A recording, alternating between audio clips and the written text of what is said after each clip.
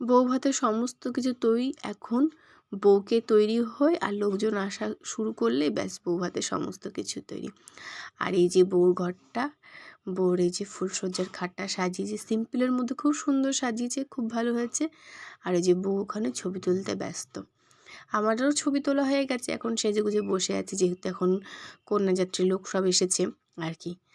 আর এখন আপনাদের দেখাবো বউ ভাতের এই সময়টা। এই ভিডিওটা মনে আমি আগে একবার দিয়েছি, তবুও আর একবার দেখালাম।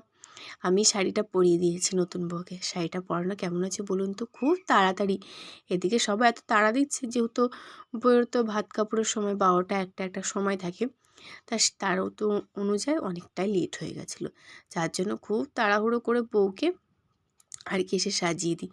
বউকে, যেহেতু ওনার শাশুড়ি মা খুব বয়স্ক, তো উনি সমস্ত নিয়মকানুন এখন আর ওনার মনে থাকে না, তাই আমরা যতটুকু পেরেছি বলে করেই করিয়েছি, মানে আমাদের বাড়ির বড়রা সবাই মিলে। ভিডিওটা শেষ করি।